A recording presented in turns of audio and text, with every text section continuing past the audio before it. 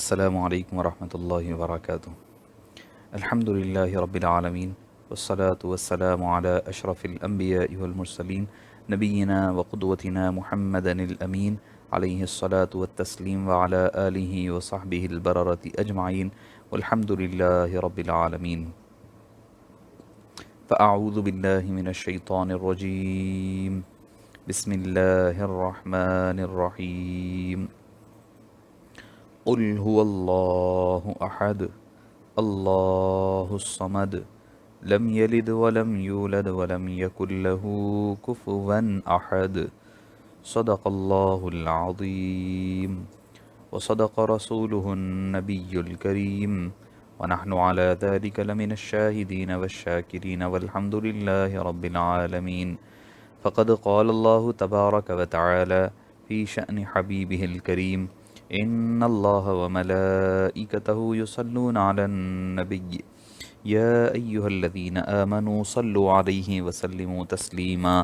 اللہم صل علی سیدنا محمد وعلی آلہ وصحبہ افضل صلواتک وعدد معلوماتک وبارک وسلم صلاۃ وسلاما علیک یا سیدی یا رسول اللہ صلی اللہ تعالی علیہ وسلم۔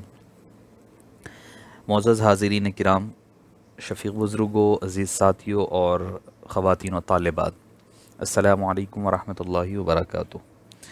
آج کی ہماری اس فہم قرآن اور تدبر قرآن کی اس نشست میں آپ اور ہم سورہ اخلاص کی تلاوت اور سماعت کی سعادت حاصل کی ہے۔ معزز سامعین کرام، یہ سورہ مبارکہ میں 4 آیات ہیں اور ایک روایت کے اعتبار سے 5 آیات ہے اور 15 کلمات ہے اور 47 حروف ہے اور 1 رکوع ہے۔ معزز سامعین کرام، یہ سورہ مبارک کی بڑی اہمیت ہے اور بڑی افادیت ہے، جس کے بارے میں 2-3 چیزیں اس کے بیک گراؤنڈ میں ہمیں جاننا ضروری ہوگا۔ اور دیکھیے، قرآن کریم کا اب یہ کلائمیکس ہو رہا ہے اور یہ اب جو سورہ آئے گا، اب اس سورے کے بعد ہمارے پاس 2 صورتیں رہ جاتی ہے جس کو ہم معوذتین کہتے ہیں، سورۃ الفلق اور سورۃ الناس۔ تو اب اللہ عز و جل کا جو نام آ رہا ہے، قل هو اللہ احد، اللہ کا جو نام ہے، یہ اب قرآن کریم میں آخری مرتبہ آ رہا ہے۔ اب اس کے بعد آپ کو باقی کے 2 صورتوں میں اللہ کا لفظ نہیں آئے گا، بلکہ قل اعوذ برب الفلق، قل اعوذ برب الناس، اس نام سے آئے گا، رب کے نام سے یاد کیا جائے گا، مگر اللہ کے لفظ کے ساتھ یاد نہیں کیا جائے گا۔ تو یہ کلائمیکس ہے، یہ اختتام ہو رہا ہے سمجھیے سورے کا۔ جیسے میں عرض کر رہا ہوں، جیسے کہ میں نے عرض کیا کہ یہ سورہ نزول کے اعتبار سے مختلف ہے، مختلف اوقات میں یہ سورہ مبارکہ نازل ہوا ہے، مگر اس سورہ مبارکہ کو آخر میں رکھنے کی جو حکمت ہے، جو موعظت ہے، تو آپ جیسے دیکھتے ہیں دنیاوی زندگی میں کہ اگر آپ کسی سے کسی بات پر افہام و تفہیم یعنی کمپرومائز کرنے کی کوشش کر رہے ہیں، یا سامنے والے کو قائل کرانے کے لیے، اس کو بات منوانے کے لیے کئی آپ کوششیں کرتے ہیں کہ بھئی آدمی اس طریقے سے نہیں اس طریقے سے مان جائے، اس طریقے سے نہیں اس طریقے سے مان جائے، آپ کوششیں کرتے رہتے ہیں، مگر ایک بار آپ کو جب یہ محسوس ہو جاتا ہے کہ سامنے والا اپنی ضد پر اڑا ہوا ہے، اب یہ ماننے کے لیے تیار نہیں ہے، تو آپ آخر میں کیا کرتے ہیں؟ اپنی آخری جو دلیل ہوتی ہے، آپ اپنا لاسٹ ایویڈنس، لاسٹ اپنی بات کہہ کر، بھئی یہ میں آخر میں بات کہہ رہا ہوں، اب اس کے بعد کچھ نہیں کہوں گا، یہ فیصلہ کن بات ہو گئی، یہ فائنل کنکلوژن ہے۔ تو یہ جو ہے اللہ کی جو توحید ہے، اسلام کی جو بنیاد ہے، وہ توحید پر ہے۔ اسلام کی بنیاد دراصل اللہ تعالیٰ نے توحید پر رکھی ہے۔ تو ہوتا کیا ہے کہ بندہ کیا ہوتا ہے کہ جب بندہ کوشش، اللہ تعالیٰ نے قرآن کریم میں کئی زاویوں سے، کئی طریقوں سے اللہ تعالیٰ نے اس کو بلایا اور اس کو دعوت دی کہ کہیں ایسے آ جا، اس راستے سے آ، اس راستے سے آ، کبھی دلیل دے کر کے عقلی بات کی گئی، لاجیکل بات کی گئی، کبھی کہا گیا کہ انفس میں دیکھو، اپنے آپ میں دیکھو اللہ نے کیسے تم کو پیدا کیا، آفاق میں دیکھو، اپنے اطراف میں دیکھو، ماحول میں زمین ہے، آسمان ہے، چاند ہے، سورج ہے، اور یہ صبح شام کا نظام ہے، سب کچھ اللہ تعالیٰ نے بیان کیا، مگر بندہ جب نہیں مانا، تو اس سورہ مبارکہ میں اللہ نے اپنی جو مونوتھزم جو ہوتی ہے، بلیونگ ان ون گاڈ کی جو فلسفہ ہے، جو اصل ایکچولی کیا ہے، توحید جس کو ہم کہتے ہیں، مونوتھزم، یعنی believe that there is only one God, وہ جو ہے اسلام کا کارنر فاؤنڈیشن ہے اور کارنر سٹون ہے. اس کی اسی بنیاد پر، اسی فاؤنڈیشن پر اسلام کی ساری عمارت کو اللہ تعالیٰ نے ٹھہرایا ہے اور اسی پر بنیاد رکھی ہوئی ہے. اگر آپ کی یہ فاؤنڈیشن جتنی مضبوط ہوگی، آپ کی عمارت اتنی مضبوط ہوگی. تو فاؤنڈیشن سے مراد اللہ کو ایک جاننا، ایک ماننا، ایک سمجھنا، ایک تصور کرنا، ہر چیز میں اس کی وحدانیت کو، اس کے ایک ہونے کو ماننا اور بیلیف کرنا، اسی کا نام ہے التوحید. تو معزز سامعین کرام، یہ سورہ مبارکہ کے پہلے تو ہم دیکھ لیں گے کہ، تو آپ یہ دیکھیں گے کہ بھئی اللہ تعالیٰ نے یہ فائنل اور اس طریقے کا جو انداز بیان آپ کو مل رہا ہے کہ لم یلد ولم یولد، نہ اس کا کوئی اولاد ہے، نہ کسی نے اس کو پیدا کیا، نہ اس نے کسی کو پیدا کیا، نہ اس کے ماں باپ ہے، نہ اس کی بیوی بچے ہے. تو یہ جو اللہ تعالیٰ نے انداز اختیار فرمایا ہے، یہ انداز آپ کو کہیں اور پر نہیں ملے گا قرآن کریم میں. تو چونکہ یہ کنکلوژن ہے، اب کنکلوژن پر اللہ تعالیٰ اس بات کو اختتام کر رہا ہے. اور اگر آپ دو جوڑوں کو ملا لیں گے، اگر آپ جوڑی دار دیکھیں گے، تو اس کا جو ہم معنی جو ہے، اس کا جو پیرلل سورہ بنے گا، وہ سورہ الکافرون بنے گا، جو ہم پڑھ کر آئے ہیں. ہم نے 2 دن قبل پڑھا ہے قل یا ایھا الکافرون، اے کافرو، آپ فرما دیجئے اے حبیب پاک، یا ایھا الکافرون، اے کافرو، لا اعبد ما تعبدون، میں تمہارے معبودوں کی پرستش نہیں کرتا جس کی تم عبادت کرتے ہو، ولا انتم عابدون ما اعبد، نہ تم اس کی کرتے ہو جس کی میں کر. تو وہاں پر ان کو الگ کیا گیا تھا یہ کہہ کر کہ میں تمہاری بات نہیں کرتا ہوں. اب اس سورہ مبارکہ میں کیا ہے، اللہ تعالیٰ اپنی ذات کے بارے میں اپنا پرسنل انٹروڈکشن دے رہا ہے کہ اللہ تعالیٰ ہے کون، آخر اس کی حقیقت کیا ہے، وہ آیا کہاں سے، وہ کب سے ہے، کہاں ہے، کون ہے، اس کا تعلق کیا ہے. میں اس کے شان نزول کے حوالے سے آپ کو تفصیل بتاؤں گا.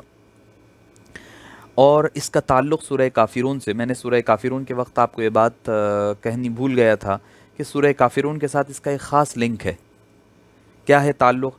سورہ کافرون میں بھی اللہ کی عبادت کی بات کی گئی، اس سورہ مبارکہ سورہ اخلاص میں بھی مکمل طور پر اللہ کی وحدانیت کی بات ہو رہی ہے، عبادت کی بات ہو رہی ہے.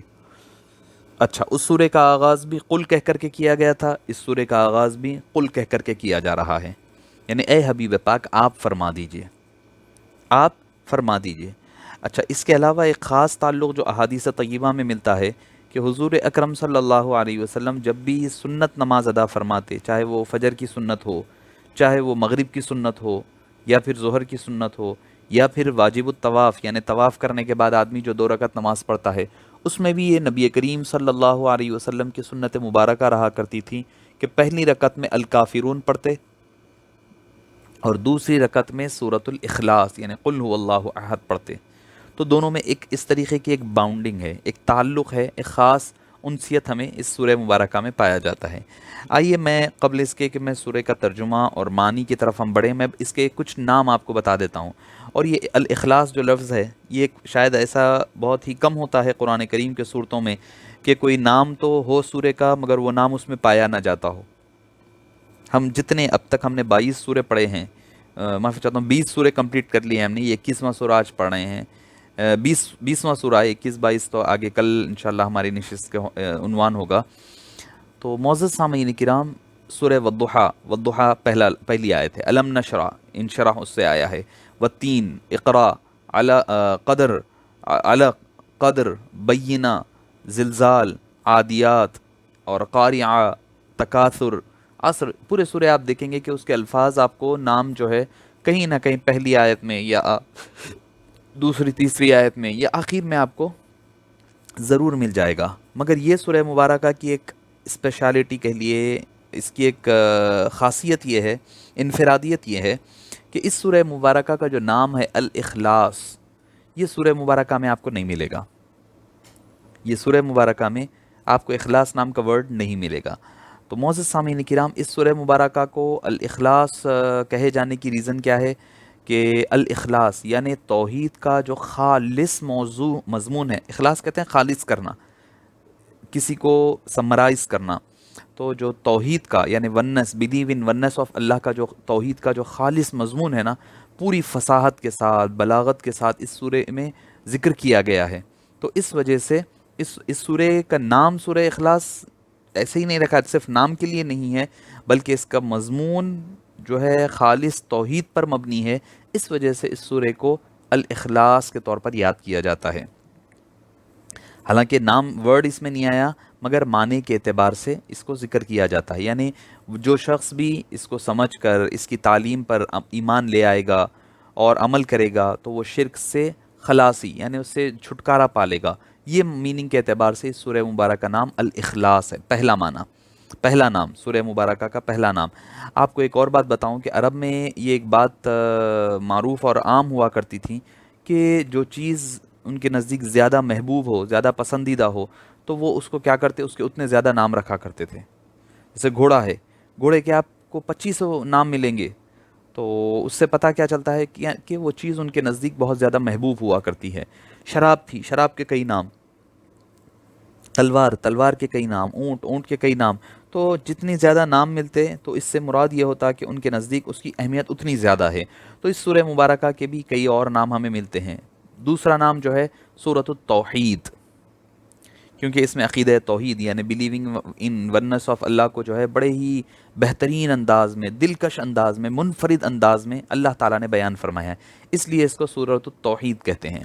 تیسرا اس کا نام ملتا ہے سورۃ النور، یعنی اس میں نور کہتے ہیں لائٹ کو، تو اس کا جو نور ہے دونوں جہاں کو روشن کر دیتا ہے، اور اس کے ذہن اور اس کے دل، انسان کا ذہن، مومن کا دل اور اس کا ذہن، اس کی فکر روشن ہو جاتی ہے۔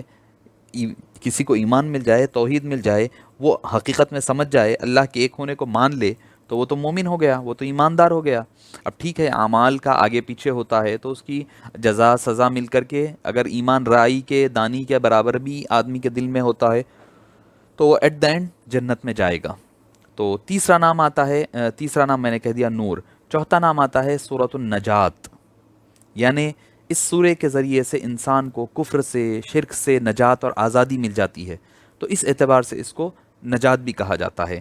اور اس کا اور ایک نام آتا ہے سورۃ الامان، یعنی بندہ اس صورت پر ایمان لے آئے اور اس پر عمل کرے تو اللہ کے غضب سے، غصے سے اور قہر سے بندے کو امان مل جاتی ہے۔ تو یہ تھا۔ اور اچھا اس کے علاوہ الاساس، پانچواں نام، اساس کہتے ہیں فاؤنڈیشن، بیس، کیونکہ ایمان اور عمل کا جو بنیاد ہے، جو فاؤنڈیشن، جو کارنر اسٹون ہے، فاؤنڈیشن ہے، وہ ہے توحید۔ اس کے بغیر آدمی بڑے سے بڑا کام بھی کر لے تو بے معنی ہوتے ہیں، تو اسی لیے اس کو فاؤنڈیشن، الاساس کے نام سے بھی یاد کیا جاتا ہے۔ ایک اور نام جو اس سورے کی جو خاصیت ہے، منفرد پایا جاتا ہے، وہ سورہ مقشقشہ کہا جاتا ہے۔ المقشقشہ، مقشقشہ کہتے ہیں کوئی آدمی کسی قسم کی بیماری سے شفا پانے کو مقشقشہ کہتے ہیں۔ تو اس سورے کے ذریعے سے آدمی ظاہری اور باطینی دونوں بیماریوں سے پاک ہوتا ہے، یعنی ظاہری بیماریوں پر بھی، بیمار پر بھی اگر سورہ اخلاص پڑھ کر کے دم کیا جائے گا تو اس سے وہ بھی شفا پائے گا، اور اگر کوئی کفر میں، شرک کی بیماریوں میں مبتلا ہے تو اس کے ذریعے سے اس کو بھی نجات عطا ہوا کرتی ہے۔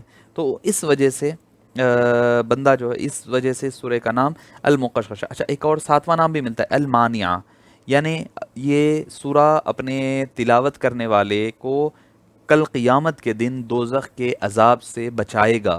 تو اس وجہ سے اس سورہ کا اور ایک نام یہ ہے کہ المانعہ، اس کو بچانے والا سورہ۔ تو میں آپ کو سامنے 7 اس کے نام رکھ دیا ہوں۔ اب آئیے یہ زمانے نازل کب ہوا، یا مکی ہے یا مدنی ہے، اس کے بارے میں بڑا شدید اختلاف مفسرین کے نزدیک پایا جاتا ہے۔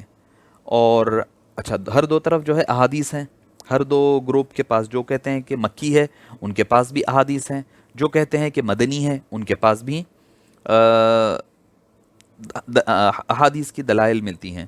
آئیے میں آپ کو شان نزول پلس مکی ہونے کی دلائل آپ کو ایک ساتھ دے دیتا ہوں کہ حضرت عبداللہ بن مسعود رضی اللہ عنہ سے مروی ہے کہ وہ فرماتے ہیں کہ قریش کے لوگوں نے حضور اکرم صلی اللہ علیہ وسلم سے کہا کہ اپنے رب کا نسب یعنی فیملی ٹری کیا ہے وہ بیان کیجئے، کہاں ہے، کب سے آیا، کہاں سے آیا، بیان فرمائیے۔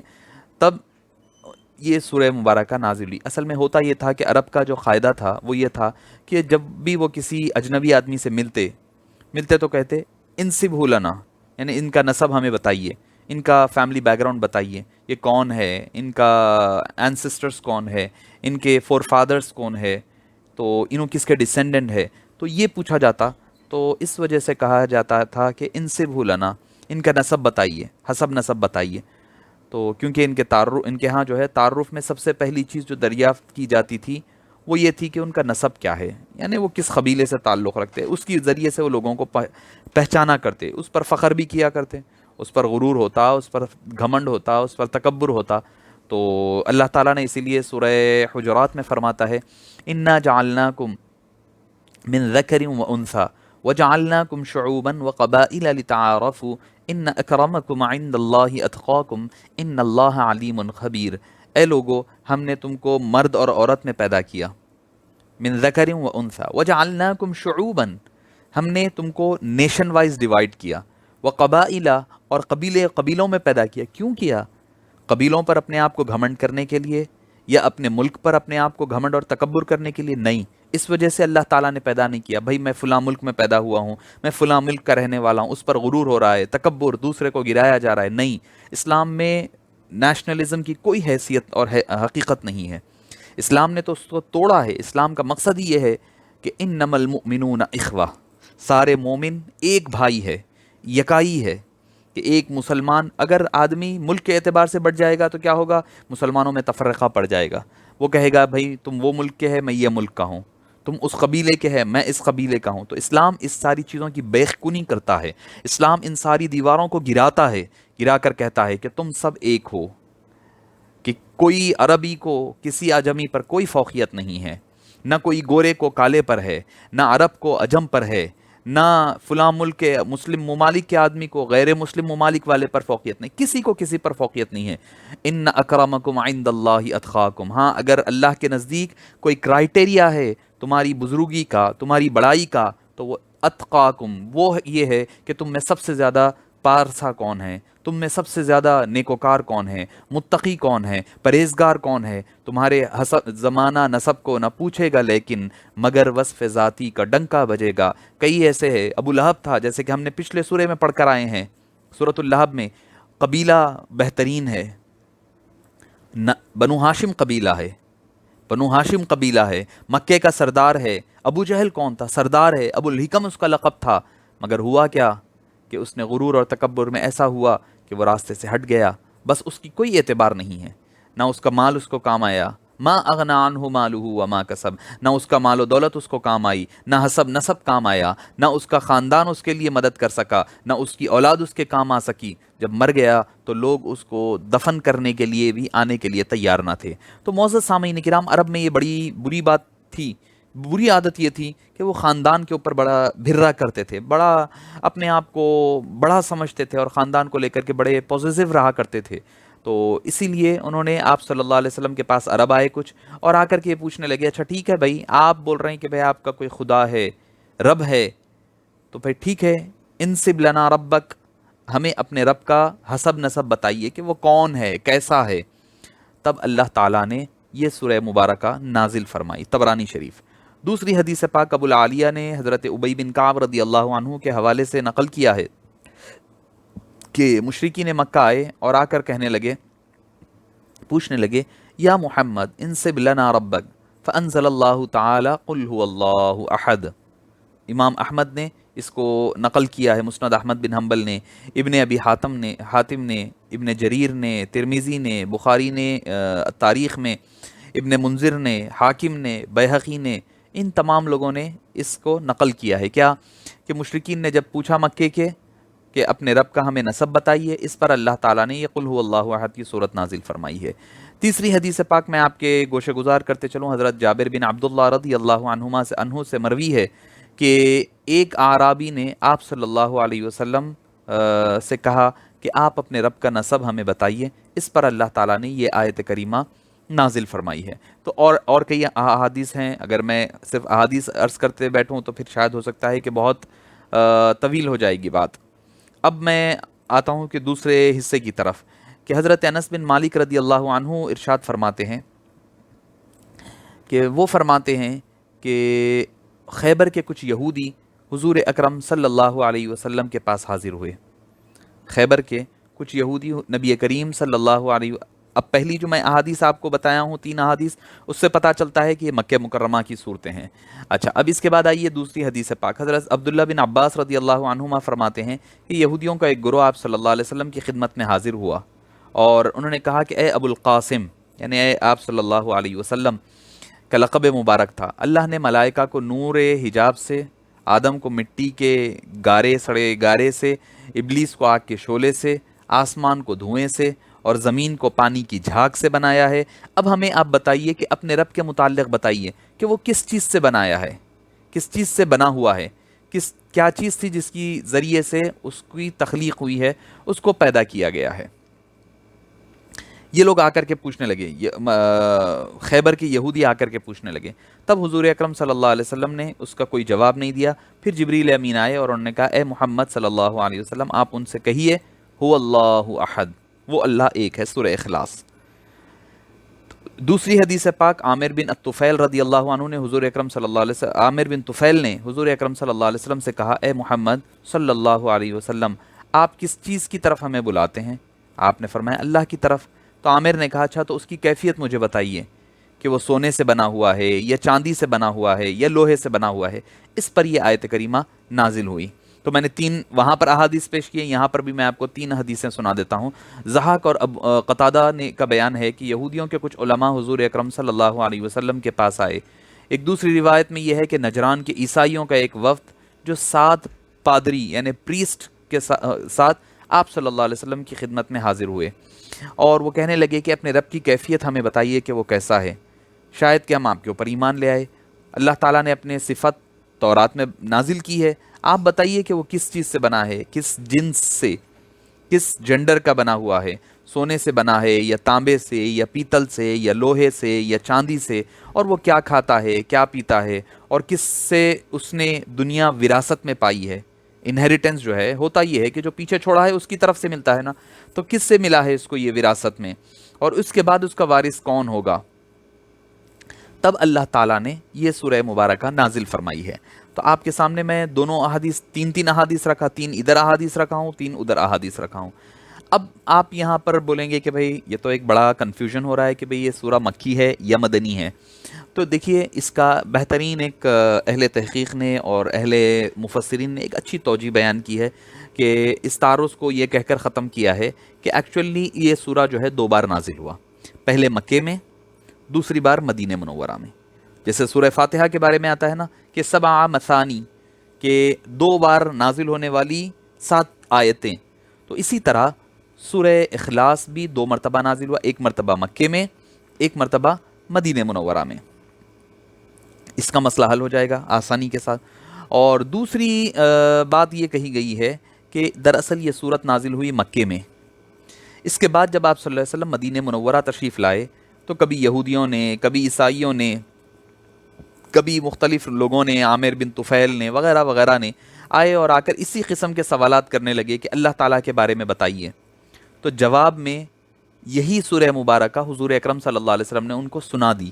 تو ان روایات سے ہر ایک میں جو کہا گیا کہ اس موقع پر یہ صورت نازل ہوئی، اس سے کسی کو یہ خیال نہیں ہونا چاہیے کہ یہ سب روایتیں الگ الگ ہے، اس میں تضاد ہے یا اس میں کنفیوژن ہے، نہیں۔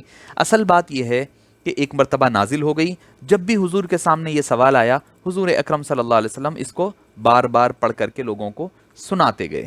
تو وہ یہ ہو گیا، آپ کو اس سے کنفیوژن دور ہو جائے گا کہ مکے میں نازل ہوئی، مدینہ منورہ میں جب بھی لوگ پوچھتے گئے تو آپ نے دوبارہ کہہ دیا ایک معنی، یا پھر دوسری مرتبہ یہ نازل ہوئی ہے۔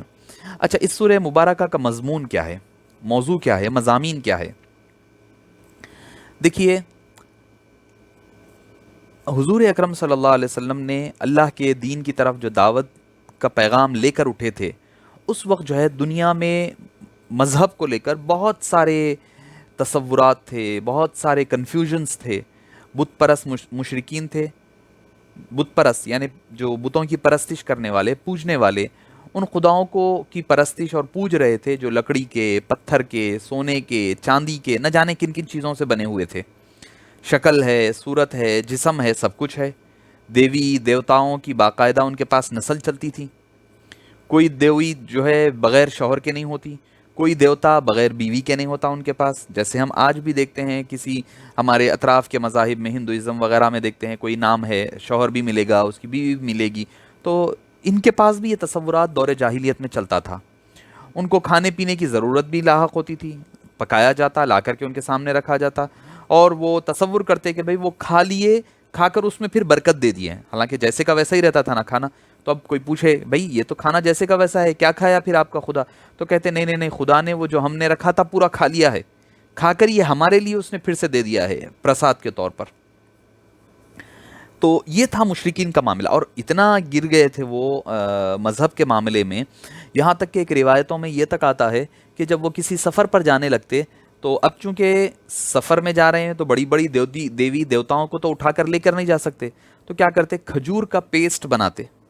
کھجور کے پیسٹ میں کسی قسم کا آٹا یا میدا ملا لیتے، ملا کر اس سے چھوٹی دیوتی بنا لیتے، دیوی دیوتا بنا لیتے، چھوٹا سا چھوٹا سا. بھئی ڈیٹ پیسٹ ہوتا ہے نا، تھوڑا ذرا اس میں آٹا وغیرہ ملا لو تو تھوڑا سالڈ فارم بن جاتا ہے، تو اس سے چھوٹی چھوٹی مورتی بنا لیتے، بنا لے کے اب راستے میں لے کر جاتے، اپنا جو ساتھ کھانا رہتا وہ کھانا کھاتے جاتے، اس چھوٹی چھوٹی مورتیوں کی پوجا کرتے رہتے. مگر ایک منزل ایسی آتی جب ان کے پاس کھانے کے لیے کھانا ختم ہو جاتا، کھانے کے لیے کچھ چیز نہیں رہتا، تو جو ڈیٹ پیسٹ سے بنائی ہوئی مورتی رہتی وہ خود کھا لیا کرتے. تو یہ اتنی گراوٹ کی طرف گر چکے تھے. یہ ہے مشرکین کا معاملہ، مشرکین مکہ، مکہ کے رہنے والے. اب آئیے عیسائی کی طرف، کرسچنس کی طرف. حالانکہ یہ تو ایک خدا کے ماننے والے تھے اور دعویٰ بھی کرتے تھے، مگر ان کا خدا بھی کم از کم ایک بیٹا تو رکھتا تھا. یعنی حضرت عیسیٰ علیہ السلام کو خدا کا بیٹا مانتے تھے، اور باپ کے ساتھ باپ بیٹے کے ساتھ خدائی میں روح القدس، ہولی اسپرٹ بھی شامل کر لیتے. اور پھر حتیٰ کہ اس خدا کی ان کے پاس ماں بھی ہوتی اور ان کی پھر ساس بھی ہوتی. اور آپ جیسے جانتے ہیں کہ ان کے پاس ٹرینیٹی جو کہتے ہیں، خدا کی جو God is divided into 3 sections, 3 parts, God is Father, God is Son and God is Holy Spirit. تو ان کے پاس یہ 3 خداؤں کا تصور تھا. کس میں؟ عیسائیوں میں، کرسچن میں، جو آج بھی باقی ہیں. اب آ جائیے یہودیوں کی طرف.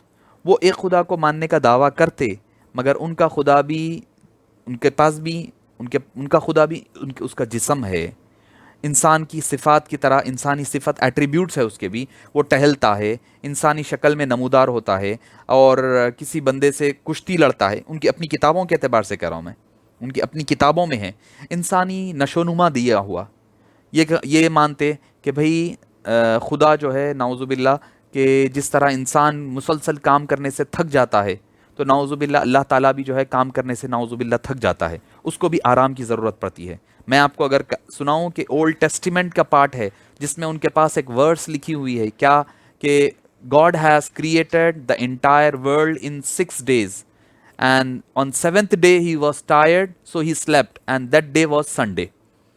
تو ان کے پاس یہ تصور ہے کہ خدا جو ہے یہ ساری کائنات 6 دن میں پیدا فرمایا ہے. یقیناً ہم بھی قرآن کریم کی روح سے سمجھتے ہیں، هو الذی خلق السماوات والارض فی 6 ایام. اب بھائی 7واں دن ہے دن کا، تو اب کیا کیا خدا تعالیٰ؟ ہم کہتے ہیں الرحمن علی العرش استوى، پھر اپنے عرش کی طرف وہ استوا فرمایا ہے، اپنی شان کے مطابق، اپنی کبریائی اور اپنی وحدانیت اور اپنی یکتائی اور یکائی کے مطابق، اور اپنی شان اور عظمت کے حساب سے اس نے استوا فرمایا ہے. مگر یہ لوگ کیا کہتے کہ نہیں نہیں، 7ویں دن اللہ تعالیٰ جو ہے نعوذ باللہ تھک گیا تھا، اسی لیے وہ آرام کر رہا تھا، اور اس دن جو ہے اس کا نام اعمال کا جو حساب کتاب کی بک رہتی ہے وہ کلوز رہتی ہے، تو اس دن جو چاہے کرتے کر لو. نیو ٹیسٹیمنٹ میں بھی عیسائیوں کے پاس بھی ہے، اولڈ ٹیسٹیمنٹ میں یہودیوں کے پاس بھی ہے یہ بات. تو نیو ٹیسٹیمنٹ کے اعتبار سے لوگ اسی لیے سنڈے کے دن جو ہے فرائیڈے، سنڈے ان کے پاس فیسٹیول کا ڈے ہے. کیوں؟ بولتے جو چاہے کرو، ننگے ناچنا ہے ناچ لو، شراب پینا ہے پی لو، زنا کرنا ہے کر لو، جو کر سکتے کرو. کیوں؟ کیونکہ آج بک بند ہوئی ہے، کتاب لوح و قلم اللہ نے بند کر دیا. نعوذ باللہ وہ سو گیا ہے، اس کو تو پتہ ہی نہیں ہے. تو قرآن نے اس کی بھی نفی فرما دی. آیت الکرسی میں فرمایا اللہ لا الہ الا هو الحی القیوم لا تأخذہ سنۃ ولا نوم. نہ اس کو ایک اونگ آتی ہے، نہ وہ ایک جھپکی لیتا ہے یا سوتا ہے، اس کو حاجت ہی نہیں ہے، وہ ہمیشہ سے ہے اور ہمیشہ رہنے والا ہے. اچھا، یہودیوں میں پھر ان کے پاس بھی ایک بیٹا ہے اللہ کا، عزیر علیہ السلام کی شکل میں. تو معزز سامعین کرام، یہ جو گروپس ملتے ہیں آپ کو مذہبی، ایک طرف مشرکین ہے، ایک طرف عیسائی ہے، ایک طرف یہودی ہے. اچھا، ان کے علاوہ بھی پھر مجوسی جو آگ کی پوجا کرنے والے ہیں، ستاروں کی پوجا کرنے والے ہیں. تو اس حالت میں جب اللہ کے ایک خدا کی طرف دعوت دی گئی تو لوگوں کے لیے بڑا مشکل ہو گیا. ان کے ذہن میں یہ سوالات پیدا ہونے لگ گئے کہ بھئی وہ رب ہے کس قسم کا ہے؟ بھئی ہم بھی تو مشرکین مکہ کہنے لگے بھئی ہم بھی تو خدا کو اسی اللہ کو مانتے ہیں، ابراہیم علیہ السلام کی جو خدا ہے ہمارا بھی وہی خدا ہے، تو آپ کی ہمارے خدا میں فرق کیا ہے؟ تو نبی کریم صلی اللہ علیہ وسلم نے فرمایا نام تو اس کا اللہ ہے، مگر تمہارے خدا کے خدائی کی عبادت کرنے میں، اس کی عبادت میں، تمہاری عبادت میں، میری عبادت میں زمین آسمان کا فرق ہے. تم نے اپنی بندگی میں، اپنے خدا کی عبادت میں کئی اور کیا آبجیکٹس کو شامل کر لیا ہے، کئی اور عناصر کو شامل کر لیا ہے، مگر میں تو اس کو تنہا مانتا ہوں، یکتا مانتا ہوں، ایک مانتا ہوں. تو اب آپ صلی اللہ علیہ وسلم نے جب ان کو ایک خدا کی دعوت دی تو اب پریشان ہو گئے یہ کون سی دعوت ہے. دیکھیے قرآن کریم کا یہ ایک معجزہ ہے کہ اس نے ان سوالات کے جواب جو ہے چند الفاظ میں دے کر اللہ تعالیٰ کی ذات، اس کی ہستی کا ایسا بہترین نمونہ اور تصور پیش کر دیا جو تمام مشرکانہ تصورات اور جو عقائد رکھنے والے ہیں سب کو ڈھیر کر دیا، اور اس کی ذات کے ساتھ مخلوقات کی صفات میں سے کسی صفت کی آلودگی کے لیے کوئی گنجائش باقی نہیں رہنے دیا، سب کلیئر کر دیا. وہ تنہا ہے، وہ ہمیشہ سے ہے، ہمیشہ رہنے والا ہے، بے نیاز ہے، اس کو کسی کی ضرورت نہیں، نہ اسے کسی کی. اللہ نے ایسے انداز میں بیان فرمایا ہے کہ آپ دیکھتے پڑھتے جائیں تو اس کا ایک وجد آتا جائے گا. اور آپ کو پتہ ہے کہ اچھا اس کی فضیلت کیا ہے؟ یہ تو ہو گیا شان نزول اور اس کے مضامین میں آپ کے سامنے عرض کر دیا. اب آئیے اس کی فضیلت کیا ہے اس سورہ مبارکہ کی، کہ حضور اکرم صلی اللہ علیہ وسلم کو بھی یہ سورہ بڑا پسندیدہ تھا، اور اس سورے کی بڑی عظمت اور مختلف طریقوں سے مسلمانوں کی اس کی اہمیت محسوس کرایا گیا تاکہ وہ کثرت سے اس سورے کو پڑھیں اور عوام الناس میں اسے پھیلائیں، کیونکہ یہ اسلام کے اولین عقیدہ یعنی توحید کو چار ایسے مختصر آیتوں میں بیان کر دیا جو فوراً انسان کے ذہن نشین ہو جائیں گے اور آسانی سے زبانوں پر چڑھ جاتے ہیں، یاد ہو جائے گا. اب ہم معنی بھی اگر سن لیں گے تو اور بھی اس کا لطف دوبالا ہو جائے گا. دیکھیے احادیث طیبہ میں بہت کثرت کے ساتھ احادیث آئی ہیں. پہلی کہ نبی پاک صلی اللہ علیہ وسلم نے اس صورت کو ایک تہائی قرآن، ون تھرڈ آف قرآن کہا، ون تھرڈ آف قرآن فرمایا ہے اس سورہ مبارکہ کو. تو اس کو امام بخاری نے، امام مسلم نے، ابو داود نے، نسائی نے، ترمذی نے، ابن ماجہ نے، مسند احمد نے، طبرانی نے، کئی مختلف طرق سے، آپ کہے کہ متواتر، تواتر حدیث متواتر ہے یہ. صحابہ کون؟ ابو سعید خدری، ابو ہریرہ، ابو ایوب الانصاری، ابو الدرداء، معاذ بن جبل، جابر بن عبداللہ، ابی بن کعب، ام کلثوم بن عقبہ، ابن عمر اور ابن مسعود، عبداللہ بن مسعود، قتادہ بن نعمان، انس بن مالک، ابو مسعود رضی اللہ عنہم و ارضاہم اجمعین سے منقول ہے. اتنے صحابہ کی حدیث سے پاک ہیں. مفسرین نے حضور اکرم صلی اللہ علیہ وسلم کی اس ارشاد مبارک جس میں آپ نے فرمایا ون تھرڈ آف قرآن، اس کی کئی توضیح اور کئی اس کی وضاحتیں فرمائی ہے. وضاحتیں کیا ہے کہ ایک مرتبہ آپ صلی اللہ علیہ وسلم صحابہ کرام کو حکم دیا کہ سب جمع ہو جاؤ، سارے ایک جگہ جمع ہو گئے. آپ نے فرمایا کہ میں تمہیں ایک تہائی قرآن، ون تھرڈ، یعنی اگر آپ آج کے دور میں ہم قرآن کو 30 پاروں میں بانٹ لیں، حالانکہ آپ صلی اللہ علیہ وسلم کے دور میں قرآن کریم 30 پاروں میں بٹی ہوئی نہیں تھی. آپ کو یہ بتاتا چلوں، میں قرآن کے حوالے سے ہی بات ہے، قرآن کریم 30 پاروں میں بٹی ہوئی نہیں تھی آپ صلی اللہ علیہ وسلم کے دور میں، 114 صورتیں تھیں.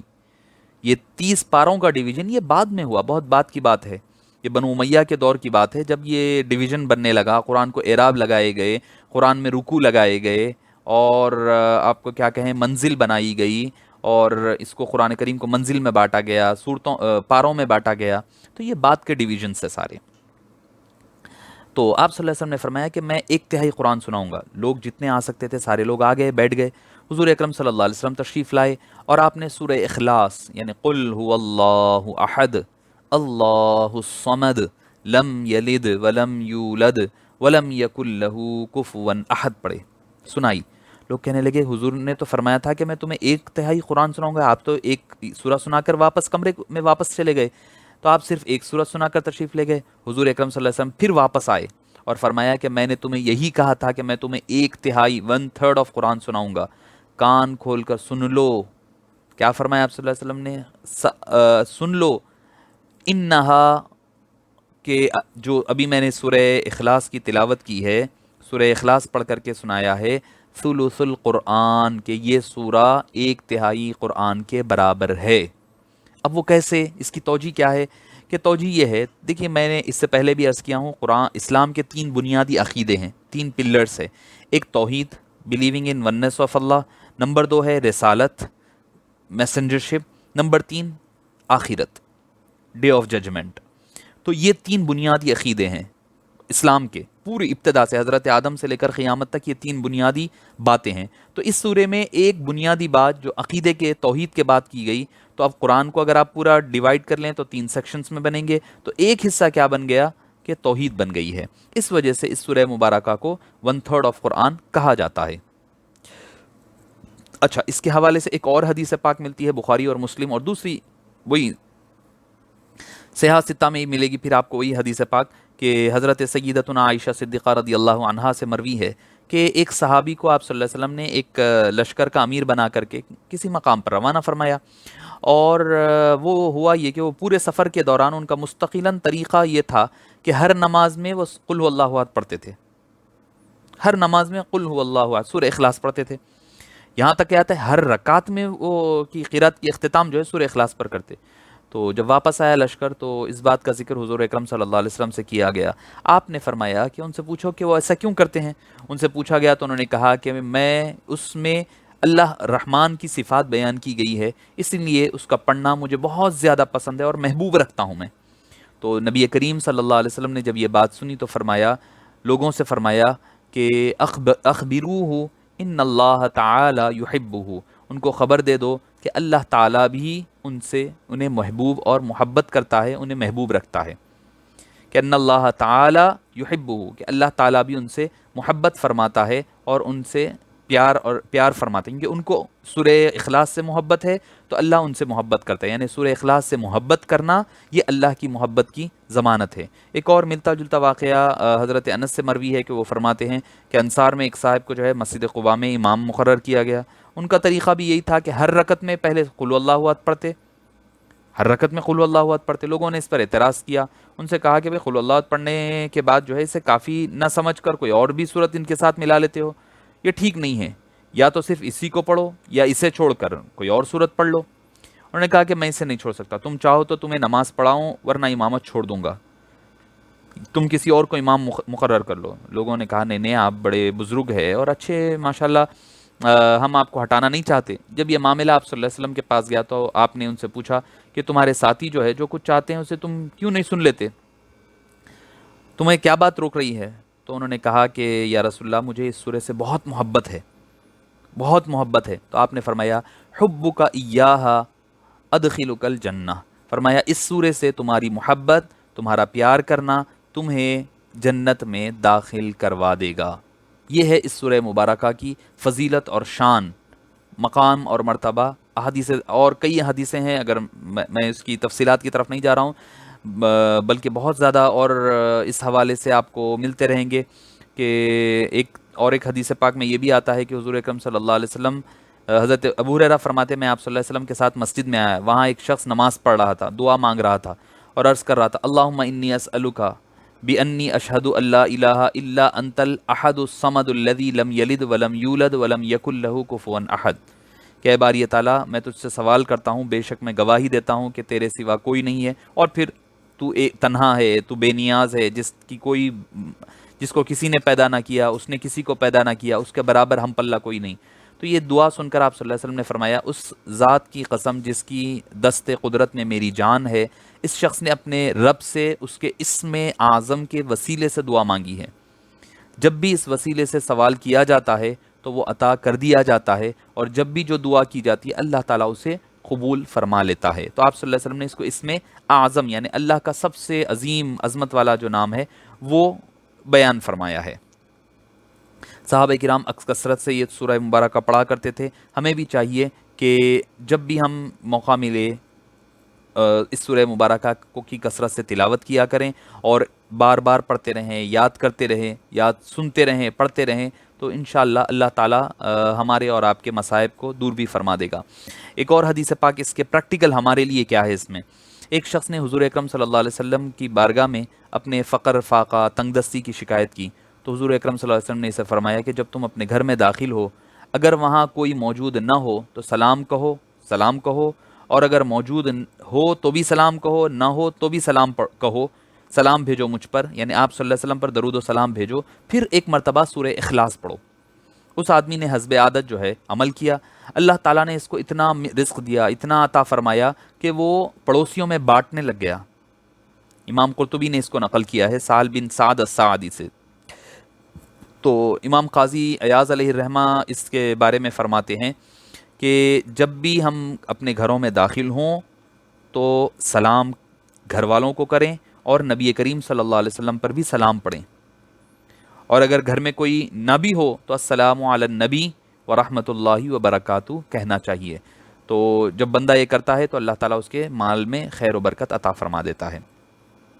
آئیے چونکہ اس کی چونکہ وضاحت اور اس کی بنیاد اور اس کا جو لب لباب تھا وہی کافی اس کے مسائل ہے، فضائل ہیں، کئی چیزیں ہیں، تو اس میں تھوڑا سا وقت لگ گیا ہے۔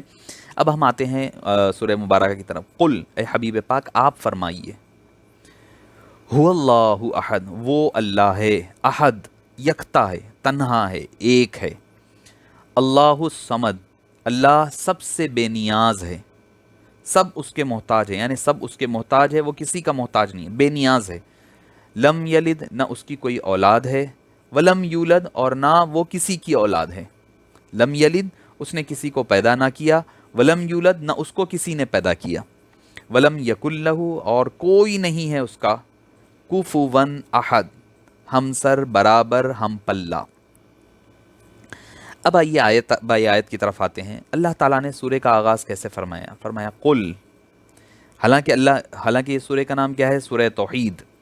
شروع کہاں سے ہونا تھا؟ ہو اللہ احد، ہونا تو یہیں سے تھا نا، ہو اللہ احد، کہ وہ اللہ ایک ہے۔ پھر قل کیوں فرمایا؟ اب آئیے اس ایک راز ہے، اللہ نے جس کے لیے یہ راستے کھول دیتا ہے تو اس کے لیے پھر اللہ تعالیٰ نے پھر معنی مطالب کے راستوں کو اور آسان کر دیا کرتا ہے۔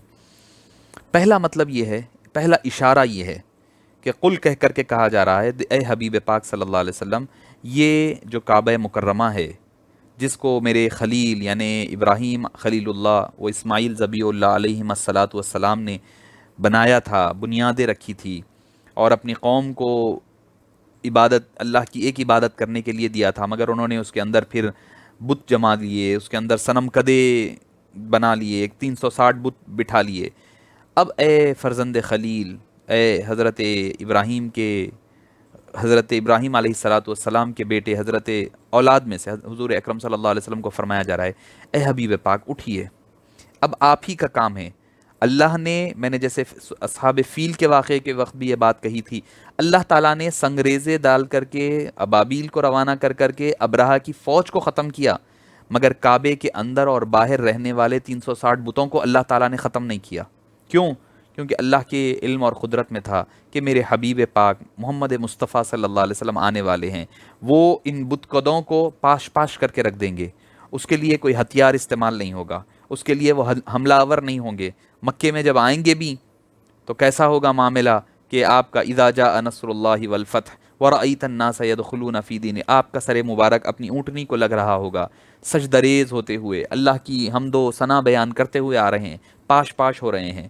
اس کے بعد کوئی سلیم الفطرت انسان یہ کہنے کی جرت بھی نہیں کر سکے گا کہ تیرے خدا کے بغیر بھی کوئی اور خدا ہے، تیرے رب کے بغیر بھی اس جہاں کا کوئی رب ہے، تیری عزتوں والے، شانوں والے، قوتوں والے، حکمت والے پروردگار کے حمد و ثنا کے لیے ہر ایک کی لب پر اسی کا نام جاری ہو جائے گا۔ تو اللہ نے فرمایا اس حبیب پاک صلی اللہ علیہ وسلم کے ذریعے سے میں اپنے کعبے کو پاک کروں گا۔ یہ اللہ کی جو بڑائی بزرگی کو بیان کرنا ہے وہ حبیب پاک کی زبانی ہونا ہے۔ تو معزز سامعین کرام، سورہ توحید کا آغاز هو اللہ احد سے ہو رہا ہے، مگر قل کہہ کر کے اپنے حبیب پاک کو درمیان میں واسطہ بنا رہا ہے۔ تو اللہ تعالیٰ نے، اچھا دوسری بات کیا، آپ دیکھیں گے کہ اللہ تعالیٰ نے اپنے جب صفات کو بیان کرنے کی بات آئی تو اللہ تعالیٰ نے خود بیان فرما لیا قرآن کریم میں۔ سورہ حشر کے آخری آیتوں میں ملے گا هو اللہ الذی لا الہ الا هو، وہ اللہ کون ہے؟ وہ تنہا ہے، لا الہ الا هو، کوئی اس کا معبود، کوئی ہم پلہ نہیں ہے، سوائے اس کے کوئی نہیں ہے۔ هو الرحمن الرحیم، لا هو اللہ الذی لا الہ الا هو عالم الغیب والشہادہ، هو الرحمن الرحیم، هو اللہ الذی لا الہ الا هو الملک القدوس السلام المؤمن المہیمن، سارے اللہ کے صفات ہے۔ اللہ نے صفات بیان کیے، خود بیان کر لیا، مگر جہاں پر اللہ نے اپنی ذات کا انٹروڈکشن دینا تھا وہاں پر حبیب پاک صلی اللہ علیہ وسلم کا زبان اقدس سے فرمایا، اے حبیب آپ فرمائیے کہ وہ اللہ ایک ہے۔ کیوں؟ کیونکہ انسان نے تو خدا کو دیکھا نہیں ہے، اس کو جانا نہیں ہے، اس کی معرفت حاصل نہیں کی، اس کی پہچان، اس کا عرفان حاصل نہیں ہوا ہے۔ اللہ کو دیکھا کس نے ہے؟ اللہ کو جانا کس نے ہے؟ اللہ کو پہچانا کس نے ہے؟ اللہ کی معرفت کس کو حاصل ہوئی ہے؟ صرف وہ حبیب پاک صلی اللہ علیہ وسلم کی تنہا ذات مبارکہ ہے۔ تو فرمایا کہ اے حبیب آپ فرمائیے کہ وہ اللہ ایک ہے۔ یہ ایک وجہ تھی۔ دوسری وجہ یہ تھی کہ اللہ تعالیٰ نے جہاں اپنی صفات کی بات آئی تو خود ذکر فرما لیا، اب جب حبیب پاک اپنی ذات کی بات آئی تو اللہ نے حبیب پاک صلی اللہ علیہ وسلم کی زبان اقدس سے آغاز فرمایا ہے۔ اور دوسری چیز یہ کہ یہ اسی لیے بھی حکم ہوا کہ قل هو اللہ احد، یعنی آپ ان پوچھنے والوں کو بتا دیجئے کہ جس معبود کی طرف میں تمہیں بلا رہا ہوں وہ تمہارے اندھے بہرے بتوں کی طرح پتھر یا تانبے لکڑی کا بنا ہوا نہیں ہے، وہ اللہ ہے جو احد ہے، یکتا ہے۔ اور ایک حدیث پاک بھی اس ضمن میں ہمیں ملتی ہے کہ صحابہ کرام فرمایا کرتے ہیں کہ ایک بخاری شریف کی حدیث پاک ہے، کتاب العلم میں ملتی ہے ہمیں، کہ آپ صلی اللہ علیہ وسلم نے جب حجۃ الوداع وداع فرمایا، فرمانے کے بعد مینا میں سر کٹا لیا، یوم النحر کے دن آپ نے خطاب فرمایا۔ آپ نے پوچھا کہ فی ای یوم ھذا، آج کون سا دن ہے؟ تو صحابہ کرام کو تو پتہ ہے نا بھائی کہ آج یوم النحر ہے، عید ہے، عید الاضحیٰ ہے، کل تو عرفات میں ٹھہرے تھے، آج صبح جانور ذبح کیے ہیں، بال کٹا کر ٹھہرے، کہہ سکتے تھے یوم النحر ہے، مگر سوالات کا کم و بیش مجمع ہے، کہنے لگے اللہ و رسولہ اعلم، اللہ اور اللہ کے حبیب بہتر جانتے ہیں۔ پھر آپ صلی اللہ علیہ وسلم نے پوچھا فی ای شہر ھذا، یہ کون سا مہینہ ہے؟ پھر وہی جواب، فی ای بلد ھذا، یہ کون سے شہر میں ہیں، کون سے سٹی میں ہیں؟ شہر سے مراد منتھ ہے اور یہاں پر شہر سے مراد سٹی ہے۔ فی بلد ھذا، فی ای بلد ھذا، کون سے ہم سٹی میں ہیں؟ سب نے یہی کہا اللہ و رسولہ اعلم۔ تب آپ صلی اللہ علیہ وسلم نے پھر وضاحت فرمائی، یہ یوم النحر ہے، یہ مکے کا شہر ہے، مکے کی وادی ہے، اور یہ ذی الحجہ کا مہینہ ہے۔ صحابہ سے بعد میں لوگوں نے پوچھا بھائی آپ کو دن کا بھی پتا تھا، شہر کا بھی پتا تھا، سٹی کا بھی پتا تھا، پھر آپ نے کیوں نہیں بتایا؟ تو انہوں نے کہا کہ ہمیں یہ تو پتا تھا مگر کہ شہر کون سا ہے، دن کون سا ہے، مگر ہمیں یہ نہیں پتا تھا کہ حضور اکرم صلی اللہ علیہ وسلم کی مرضی کیا ہے، حضور اکرم صلی اللہ علیہ وسلم کا منشا کیا ہے۔ اگر آپ صلی اللہ علیہ وسلم فرما دیتے کہ بھئی یہ آج یوم النحر نہیں بلکہ یہ عید الفطر ہے تو وہ رہتا تو 10 ذی الحجہ، مگر اس دن سے وہ عید الفطر بن جایا کرتا۔ تو معزز سامعین کرام، یہ حضور اکرم صلی اللہ علیہ وسلم کی، اور ایک حدیث پاک میں آتا ہے کہ ایک صحابی ہیں جن کے بارے میں آتا ہے کہ بھئی آپ سرکار دو عالم صلی اللہ علیہ وسلم کی ڈیل کے بارے میں، کہ انہوں نے کہہ دیا کہ بھئی یہ ڈیل جو ہے یہودی کے ساتھ ہوئی ہے اور آپ صلی اللہ علیہ وسلم نے پیسے دے دیے ہیں۔ جب وہ یہودی چلا گیا تو آپ صلی اللہ علیہ وسلم نے پوچھا بھئی تم تو اس وقت ڈیل کے وقت تھے نہیں، تم نے کیوں کہہ دیا؟ تو انہوں نے کہا اور تم نے یہ کیسے کہہ دیا؟ تو انہوں نے کہا کہ یا رسول اللہ صلی اللہ علیہ وسلم، جب آپ نے ہمیں کہا رب ہے، یہ تو چھوٹی بات ہے، دنیاوی بات ہے، آپ نے بڑی باتوں کے بارے میں کہہ دیا کہ اللہ ہے تو ہم نے اس کو مان لیا، بن دیکھے خدا کو مان لیا۔ کتنے صحابہ کرام کے مقام اور مرتبے کو دیکھے، بن دیکھے خدا کو کے لیے صرف حضور کے کہنے پر انہوں نے 360 بتوں کو چھوڑ دیا۔ صرف حضور ہی تو ہے نا، صحابہ نے اللہ کو نہیں دیکھا، قرآن کے جبریل کے آتے ہوئے نہیں دیکھا، قرآن کے نزول کو نہیں دیکھا، ٹھیک ہے کچھ آپ کے اثرات دیکھے ہیں آپ صلی اللہ علیہ وسلم پر، وہ اندازہ لگا سکتے تھے، مگر انہوں نے تو اللہ کو نہیں دیکھا۔ بس ایک صرف محمد مصطفیٰ صلی اللہ علیہ وسلم کے کہنے پر انہوں نے اپنے نظر آنے والے 360 بتوں کو چھوڑ دیا۔ یعنی اصل جو ان کے درمیان جو معیار بنا، وہ معیار تھا حضور اکرم صلی اللہ علیہ وسلم کی ذات مبارکہ، یعنی صرف حضور کے ذریعے سے انہوں نے سب کو جانا ہے، اللہ کو جانا ہے۔ تو اللہ تعالیٰ نے فرمایا کہ میرے بندوں نے میرے حبیب کے ذریعے سے مجھ تک پہنچے ہیں، تو اللہ تعالیٰ نے چاہا کہ میرا جو تعارف اور انٹروڈکشن ہوگا بندوں تک، میں جو پہنچوں گا حبیب پاک صلی اللہ علیہ وسلم کے ذریعے سے، قل کہہ کر کے فرمایا اے حبیب آپ فرما دیجئے، آپ کی زبان پاک سے نکلے گا تو ان کے دلوں پر اثر ہوگا اور اس کی معنویت رہے گی، اور اس کی صحیح تشریح جب آپ اپنے رب کی تعریف بیان فرمائیں گے تو اس کا انداز جدا ہوگا، اس کا انداز مختلف ہوگا۔ اے حبیب پاک آپ فرمائیے، قل قل کہہ کر کے اللہ نے ساری نعت کو اسی میں ضم فرما دیا. فرمایا هو اللہ احد، وہ اللہ تنہا ہے، یکتا ہے، ایک ہے. یعنی جو آپ سے پوچھ رہے ہیں نا اے حبیب پاک صلی اللہ علیہ وسلم، وہ اللہ کون ہے، وہ اللہ کیسا ہے، تو آپ فرما دیے وہ خدا کون ہے. فرمائیے کہ وہ اللہ ہے. اللہ عربوں کے لیے کوئی اجنبی لفظ نہیں تھا. پہلے زمانے سے جو ہے وہ عبادت کرتے تھے، سب کچھ کرتے تھے، مگر اس کے علاوہ بھی پھر دوسروں کو ملا لیا کرتے تھے، دوسرے خداؤں کو ملا لیا کرتے تھے. اور اسی کا ذکر اگر ہمیں آپ ڈھونڈیں گے تو قرآن کریم میں ملتا ہے کہ سورہ زخرف میں اللہ تعالیٰ آیت نمبر 61 سے 63 میں فرماتا ہے وَلَئِن سَأَلْتَهُم مَّن خَلَقَ السَّمَاوَاتِ وَالْأَرْضِ، جب آپ ان سے پوچھیں گے اے حبیب پاک کس نے زمین اور آسمان کو پیدا کیا، کس نے زمین اور آسمان کو پیدا کیا، چاند و سورج کو کس نے مسخر کر رکھا ہے، تو یہ ضرور کہیں گے لَيَقُولَنَّ اللَّهُ، ضرور بضرور وہ کہیں گے کہ اللہ ہی نے کیا ہے. اور اگر آپ پھر ان سے پوچھیں گے وَلَئِن سَأَلْتَهُم مَّن نَّزَّلَ مِنَ السَّمَاءِ مَاءً، اگر آپ پوچھیں گے کہ کون ہے جو آسمان سے پانی اتارتا ہے، فَأَحْيَا بِهِ الْأَرْضَ بَعْدَ مَوْتِهَا، زمین کے مردہ ہونے کے بعد وہ زمین زندہ ہوتی ہے اس پانی سے، لَيَقُولُنَّ اللَّهُ، تو وہ ضرور بضرور کہیں گے کہ وہ اللہ ہی ہے. قُلِ الْحَمْدُ لِلَّهِ، تو اے حبیب پاک آپ فرما دیجئے کہ اللہ کی تمام تعریف اللہ ہی کے لیے ہے. تو معزز سامعین کرام، اس کے علاوہ آپ کو ملے گا سورہ زخرف میں بھی یہی آیت ملے گی وَلَئِن سَأَلْتَهُم مَّن خَلَقَهُم لَيَقُولُنَّ اللَّهُ فَأَنَّىٰ يُؤْفَكُونَ، کہ جب آپ ان سے پوچھیں گے کہ انہیں کس نے پیدا کیا تو وہ ضرور یہ کہیں گے کہ اللہ نے پیدا کیا. اسی طرح سورہ مومنون میں ملے گا آیت نمبر 84 سے 89 تک، 5 آیتوں میں مسلسل ملے گا یہی عنوان. سورہ یونس میں ملے گا کہ ان سے پوچھے کہ کون تم کو آسمان اور زمین سے رزق دیتا ہے، یہ سماعت، بینائی، سننے کی، دیکھنے کی طاقتیں جو تمہیں حاصل ہوتی ہے کس کے اختیار میں ہے، اور کون زندہ کو مردہ کرتا ہے اور مردے کو زندہ کرتا ہے، تو یہ سارے کہیں گے کہ وہ اللہ ہے. یہ ضرور لَيَقُولُنَّ اللَّهُ، وہ ضرور کہیں گے کہ اللہ ہے. Verse number 31. اسی طرح آپ کو سورہ یونس میں ملے گا، سورہ بنی اسرائیل میں ملے گا، جب بھی ان کو کوئی مصیبت آتی ہے تو وہ ایک دوسرے کو کیا کرتے ہیں کہ ان کے پاس کوئی اور نہیں ہوتا، وہ پکارتے صرف اللہ ہی کو پکارا کرتے ہیں. تو اللہ تعالیٰ بتا رہا ہے ان آیت کو اگر ہم دیکھتے ہیں سامنے رکھ کر کے، جب لوگوں نے پوچھا کہ وہ تمہارا رب کون ہے اور کیسا ہے جس کی بندگی اور عبادت کی طرف آپ ہمیں بلا رہے ہیں، تو انہیں جواب دے دیجئے هو اللہ، وہ اللہ ہے جس کو تم جانتے ہو. اس جواب سے خود بخود یہ مطلب نکلتا ہے کہ جسے تم خود اپنا اور ساری کائنات کا خالق، مالک، رازق، مدبر، منتظم مانتے ہو، اور سختی آنے پر، سخت حالات آنے پر جسے دوسرے سب معبودوں کو چھوڑ کر کے مدد کے لیے اسی کو پکارتے ہیں، وہی میرا رب ہے اور اسی کی بندگی کی طرف میں تمہیں دعوت دیتا ہوں. تو اس جواب میں اللہ تعالیٰ کی تمام صفات کمالیہ آپ آ جاتی ہے، سب مل جاتی ہے ایک جگہ. اس لیے کہ یہ بات سرے سے قابل تصور ہی نہیں کہ کائنات کو پیدا کرنے والا، اس کو چلانے والا، اور اس میں پائی جانے والی تمام مخلوقات کو رزق دینے والا، اور مصیبت کے وقت اپنے بندوں کی مدد کرنے والا، زندہ نہ ہو، جو بندہ زندہ نہ ہو تو وہ سنتا بھی ہے، وہ دیکھتا بھی ہے، وہ سب کچھ کرتا ہے. یہ کیسے ہو سکتا ہے کہ وہ طاقتیں کب عطا کر سکتا ہے؟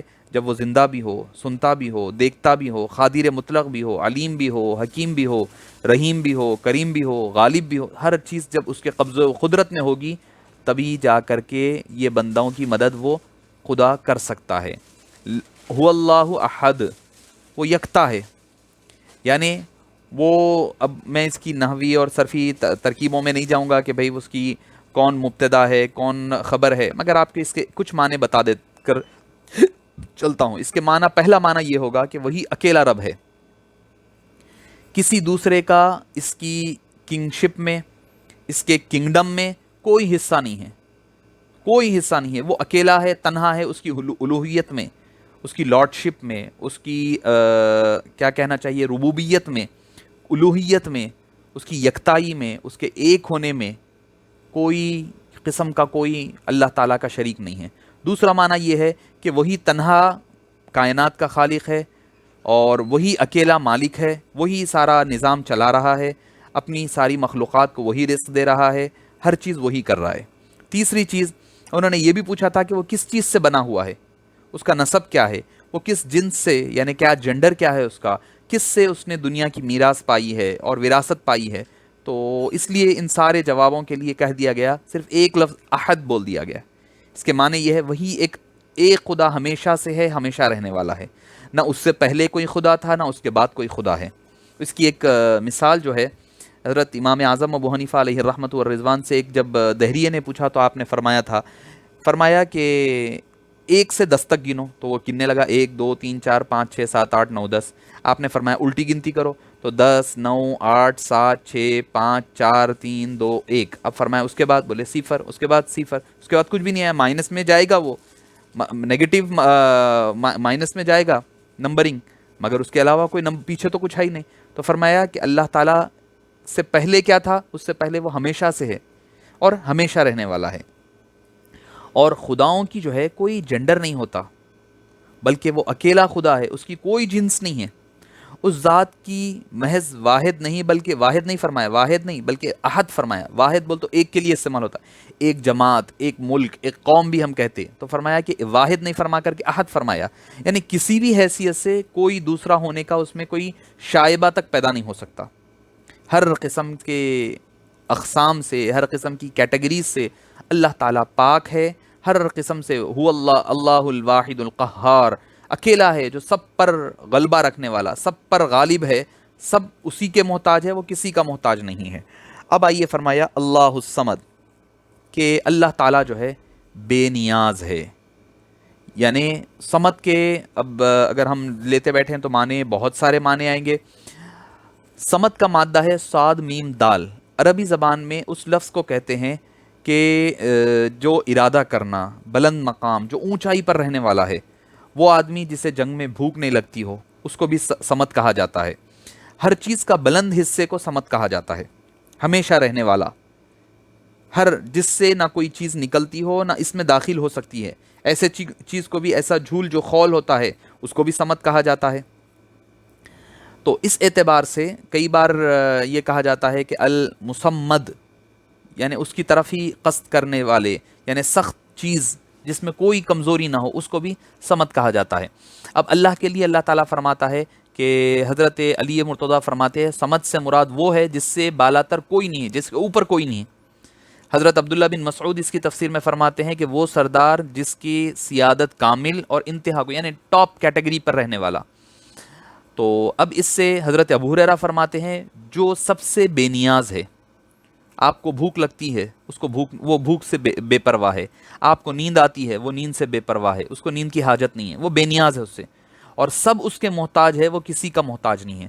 آپ کو بھوک لگی ہے اس سے مانگتے ہیں، آپ کو کھانا چاہیے، پیسہ چاہیے، صحت چاہیے، جو بھی چاہیے وہ آپ اس سے مانگتے ہیں، وہ نہ اس کو کوئی چیز کبھی نکلی ہے نہ اس سے نہ کبھی نکلتی ہے، جو نہ کھاتا ہے نہ پیتا ہے نہ سوتا ہے، الحی القیوم اس کی صفات ہے۔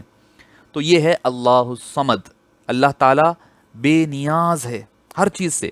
اچھا دیکھیے یہاں پر پہلے لفظ میں کیا کہا، پہلی آیت میں فرمایا اللہ احد، احد بغیر الف لام کے لایا گیا، یعنی احد کا کوئی اور لفظ بن ہی نہیں سکتا، الاحد نہیں فرمایا بلکہ احد فرمایا۔ جب صمد کی بات آئی تو الصمد فرمایا، یعنی الصمد جو ہے، صمد کا لفظ چونکہ مخلوقات کے لیے بھی استعمال ہو سکتا ہے۔ اچھا ایک اور بات آپ کو یہاں پر عرض کرتا ہوا چلوں کہ اکثر ہمارے پاس ہوتا یہ ہے کہ اللہ کے جو نام ہے اس کے نام سے پہلے عبدن کا لفظ استعمال ہوتا ہے، مگر ایسا ضروری نہیں ہے۔ بعض لوگ یہ بڑے سخت ہو جاتے ہیں، بھائی اللہ کا نام ہے، اس کا نام ہے فلاں ہے، وہ کوئی اور نام کے لیے استعمال۔ دیکھیے کچھ نام وہ ہیں جس سے پہلے عبدن لگانا ضروری ہے، جیسے اللہ ہے اس سے پہلے عبدن لگانا ضروری ہے، رحمان ہے، رزاق ہے، خالق ہے، باری ہے، یہ ناموں سے پہلے عبد لگانا ضروری ہے۔ عبداللہ کوئی نام اپنا اللہ نہیں رکھ سکتا۔ اس کے علاوہ کئی اور ایسے نام ہیں جو بغیر عبد کے رکھے جا سکتے ہیں، جیسے رحیم ہے، رعوف ہے، آپ صلی اللہ علیہ وسلم کے نام ہے رحیم، رعوف الرحیم۔ علی ہے، علی اللہ کا نام ہے نا، وہو العلی العظیم، آیت الکرسی کی آخری ٹکڑے میں ہے، مگر حضرت علی کا نام ہے بغیر عبدن کے لفظ کے ساتھ ہے۔ کبیر ہے، رشید ہے، یہ بھی اللہ کے نام ہے، بغیر عبد کے لگائے جا سکتے ہیں، بہتر ہے کہ لگایا جائے مگر کوئی مذائقہ نہیں ہے۔ اگر کوئی آدمی، اچھا اور دوسری بات ایک ہمارے پاس مسئلہ آتا ہے اکثر، یہ ابھی تو شاید چونکہ لاک ڈاؤن وغیرہ ہونے کی وجہ سے یہ مسئلہ اتنا نہیں آ رہا ہے، ورنہ اکثر ہمارے پاس یہ ہر سال کا آنے والا ریگولر سوال ہے رمضان کے مہینے میں، بھئی حلیم نام رکھنا، حلیم ڈش کا نام جو ہے حلیم پکارنا نہیں پکارنا، کیونکہ وہ اللہ کا نام ہے، اللہ کا نام کو آپ بولتے ہیں کہ بھئی حلیم اچھی نہیں بنی، فلاں ہے، تو یہ کیا ہے؟ دیکھیے معزز سامعین کرام، آدمی کے دل کی نیتوں کا حال جاننے کے نام ہے۔ اللہ کا نام حلیم نہیں ہے بلکہ الحلیم اللہ کا نام ہے، الف لام کے ساتھ۔ الصمد اللہ کا نام ہے، الرحمن اللہ کا نام ہے، الرحیم اللہ کا نام ہے، اسی طرح الحلیم اللہ کا نام ہے۔ اگر کوئی حلیم نام رکھ لیتا ہے تو کوئی اس میں مذائقہ نہیں ہے۔ اب کوئی جیسے مثال کے طور پر وکیل ہے، وکیل بھی تو الوکیل اللہ کا نام ہے، تو ہم کتنے نے وکیل کو گالیاں دیتے، ہر کوئی وکیل چور ہے، وہ ہے، جھوٹ بولتا ہے، وکیل نام اتنا مشہور ہے، ایڈوکیٹ کو ہم کتنے نہیں گالیاں دیتے کہ بھئی وہ جھوٹ بولتا ہے، فلاں ہے فلاں ہے۔ تو معزز سامعین کرام، آپ کے دل پر کفیل ہے، کفیل کو بھی ہم گالیاں دیتے، وہ بھی ایک الکفیل اللہ کا نام ہے۔ تو اس طریقے سے اگر کوئی برائی کے ارادے کے ساتھ اور برائی کی نیت کے ساتھ اگر کوئی کہتا ہے تو اس کے اوپر یہ لفظ کا معنی ہوں گے، ورنہ پھر اس کا کوئی مسئلہ نہیں ہوگا۔ اب پھر فرمایا اس کے بعد کیا آیت میں، لم یلد ولم یولد۔ مشرکین کے نزدیک ہر زمانے میں خدائی کا تصور اختیار کیا ہے کہ انسانوں کی طرح خداؤں کی بھی کوئی جنس ہے جس کے بہت سے افراد ہیں اور ان میں شادی بیاہ بھی ہوتی ہے، ان کے اندر بھی اولادیں ہوتی ہے۔ اس جاہلانہ تصور سے انہوں نے اللہ رب العالمین کو بھی پاک اور بالاتر نہیں سمجھا، اور اس کے لیے بھی یہ اولاد تجویز کرنے لگے، پوچھنے لگے کہ بھئی عرب، چونکہ عرب کا یہ عقیدہ قرآن کریم میں بیان کیا گیا کہ وہ فرشتوں کو اللہ کی بیٹیاں کہتے ہیں، اللہ کی بیٹیاں کہتے تھے فرشتوں کو، ان کے پاس یہ عقیدہ ہے۔ دیوتی یہ اوتار کیا ہے، یہ دیویاں اور اوتار کیا ہے ہمارے پاس جو ہم دیکھتے ہیں دوسرے مذاہب میں، یہ دراصل کچھ نہیں ہے۔ یہ دیوتی جو کہتے ہیں، اوتار جو کہتے ہیں، دراصل یہ فرشتوں کو کہا جاتا ہے۔ یعنی یہ بارش برسانے والی دیوتی، اوتار، دیوی کیوں کہتے ہیں؟ اصل میں جیسے اب آپ اسلامی نقطہ نظر سے فرشتوں کے بارے میں جو عقیدہ خراب ہوا تھا مشرکین کا، وہ چلتے چلتے چلتے ہمارے پاس بھی اطراف کے دوسرے مذاہب میں نظر آتا ہے۔ جیسے حضرت میکائیل علیہ السلام کا کام کیا ہے؟ فرشتے ہیں وہ، ان کا کام ہے رزق دینا، بارش برسانا۔ تو اب ان کے ذہن میں کیا ہو گیا کہ یہ بارش برسانے والی، نفع دینے والی دیوتی اور اوتار ہے، ان کو خوش کرو، ان کو بھینٹ چڑھاؤ، ان کے آگے ایک جانور ذبح کرو، ان کے لیے سجدہ کرو، تو یہ خوش ہو کر ہمیں زیادہ کھانا دیں گے، زیادہ پانی دیں گے، زیادہ رزق دیں گے، زیادہ عمر دیں گے۔ یہ اوتار کا جو سسٹم ہے نا، یہ مشرکین مکہ سے چلے آ رہا تھا۔ تو ان تمام قسم کے اللہ تعالیٰ نے تصورات کو ملیامیٹ کر دیا، عیسائیوں کا بھی توہمات کو ختم کیا، یہودیوں کے بھی توہمات کو۔ اللہ کا نہ کوئی بیٹا ہے، نہ اس کی ماں ہے، نہ کوئی باپ ہے، کوئی نہیں ہے۔ جس کو لاولد ہونے کی صورت میں کسی کو بیٹا بنانے کی ضرورت پیش آتی ہے تو پھر انسانی ذہن اس گمان سے محفوظ نہیں رہ سکتا، اسے بھی کسی کی اولاد سمجھے گا۔ یہی وجہ ہے کہ جو سوالات نبی کریم صلی اللہ علیہ وسلم سے پوچھے گئے تھے، ان میں ایک سوال یہ تھا کہ اللہ کا نسب کیا ہے، دوسرا یہ تھا کہ کس نے اس سے میراث پائی ہے۔ تو اول تو یہ کہ خدا ایک نہ ہو بلکہ خداؤں کی بھی کوئی جنس ہو، ان کے نزدیک یہ ہوتا تھا، ان کے نزدیک یہ ہے، پھر اس کی کوئی آگے پیچھے بھی ہونا چاہیے۔ اللہ تعالیٰ فرما رہا ہے لم یلد ولم یولد، نہ اس کی کوئی ماں باپ ہے، نہ اس کا کوئی اولاد ہے۔ کیونکہ بھئی آدمی اولاد کب ہوتی ہے؟ اولاد ہوگی تو کیا ہوگا کہ بھئی بعد میں اس کی انتظامات کو لے سکنا، نہ دنیا سے آدمی گزر جائے گا تو اس کے بعد اس کا نام باقی رہے گا، اس کی نسل آگے چلے گی، اس کا کام کاروبار آگے چلے گا۔ اللہ تعالیٰ تو ہمیشہ سے اور ہمیشہ رہنا ہے، اس کو نہ کسی اولاد کی ضرورت ہے، نہ اسے کوئی ماں باپ کی ضرورت ہے۔ خود قرآن کریم میں سورہ نساء میں اللہ تعالیٰ فرماتا ہے انما اللہ الہ واحد سبحانہ ان یکون لہ ولد، اللہ تو بس ایک ہی خدا ہے، وہ پاک ہے اس سے کہ کوئی اس کا بیٹا ہو۔ پھر اور ایک جگہ پر اللہ نے فرمایا الا انہم من افکہم لیقولون ولد اللہ وانہم لکاذبون، خوب یاد رکھ لو، سن لو، یہ لوگ دراصل اپنی من گھڑت باتوں سے یہ بات کہتے ہیں کہ اللہ اولاد رکھتا ہے، ولد اللہ وانہم لکاذبون، فی الحقیقت اور حقیقت میں یہ لوگ جھوٹ بول رہے ہیں۔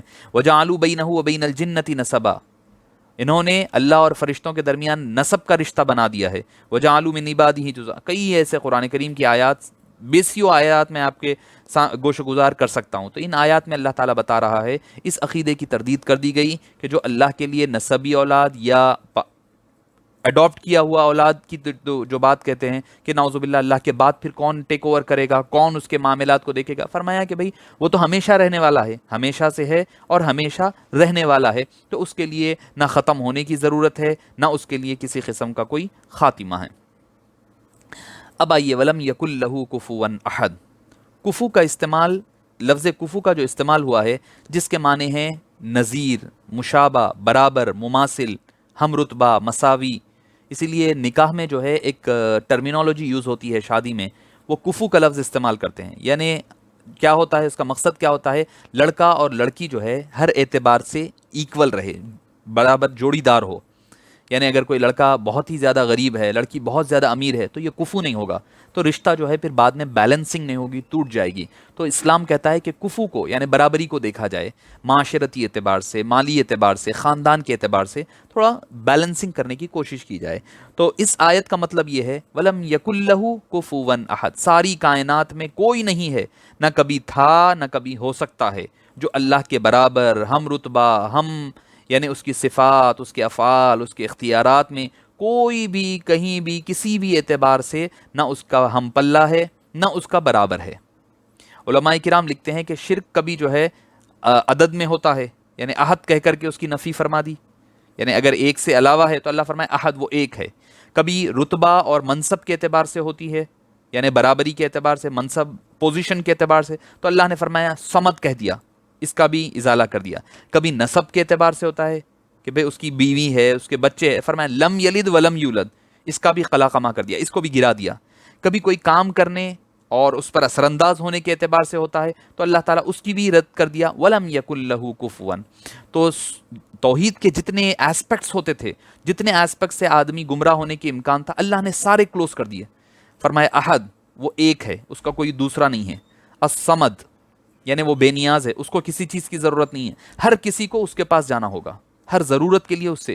اسی لیے تو آپ صلی اللہ علیہ وسلم نے فرمایا اگر تمہارے جوتے کا تسمہ بھی ٹوٹ جائے تو تم اللہ سے مانگا کرو. کیوں؟ کیونکہ تم بے نیاز، وہ بے نیاز وہ ہے، تم اس کے حاجت. واللہ الغنی وانتم الفقراء، اللہ غنی ہے، بے پرواہ ہے، بے نیاز ہے. وانتم الفقراء، تم سب کے سب فقیر ہے، تم سب کے سب. اللہ فرما رہا ہے واللہ الغنی وانتم الفقراء، آیت آخری آیت سورہ محمد کی، کہ اللہ تعالیٰ غنی ہے، بے نیاز ہے ہر چیز سے.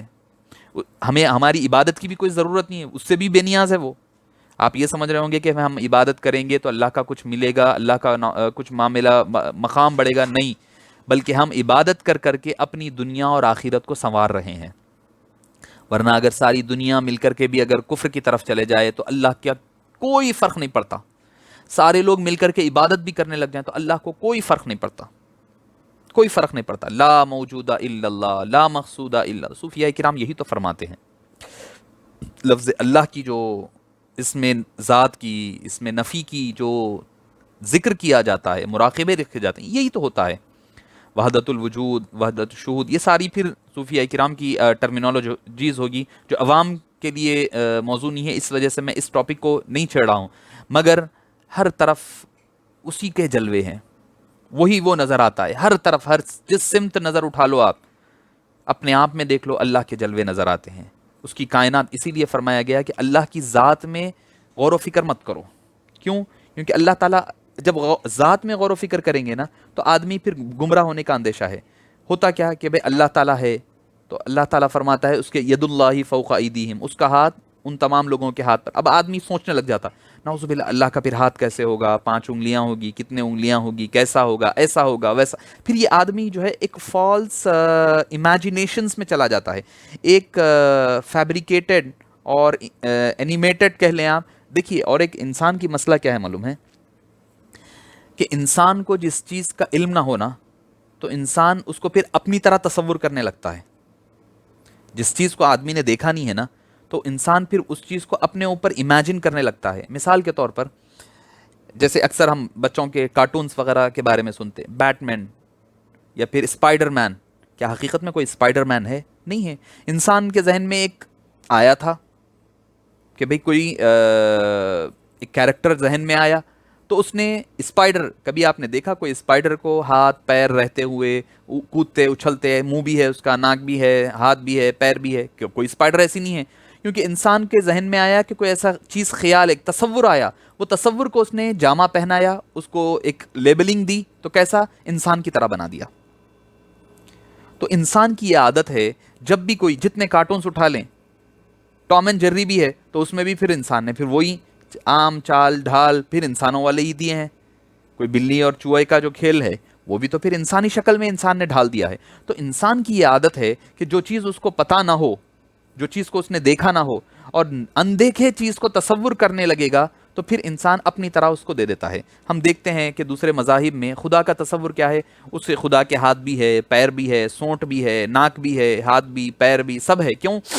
اندھے کے خدا ہے، اندھے کے خدا کو جب انسان تصور میں لاتا ہے اپنے طرح فیچرز دے دیا کرتا ہے۔ تو انسان کا جو ذہن اور گمان ہے وہ اس کو لمیٹڈ مائنڈ دیا گیا، تو اللہ جو ہے ان لمیٹڈ ہے، تو لمیٹڈ مائنڈ میں ان لمیٹڈ چیزیں سما نہیں سکتی، تو انسان اللہ تعالیٰ کی ذات کو نہیں سمجھ سکتا۔ اب مثال کے طور پہ ہم سورج کو نہیں دیکھ سکتے، مثال کے طور پر ہم سورج نہیں دیکھ سکتے، تو اب کیا کوئی یہ کہے گا کہ بھئی سورج نہیں ہے؟ سورج کہاں ہے؟ بھئی سورج کی روشنی ہر جگہ پھیلی ہوئی ہے، سورج کی شعاعیں ہر جگہ پہنچ رہی ہے، وہ اپنا فیض پہنچا رہا ہے، آپ نہیں دیکھ سکتے۔ کیوں نہیں دیکھ سکتے؟ ہماری آنکھ میں کمی ہے، کمی سورج میں نہیں ہے، کمی آپ کی آنکھ میں ہے۔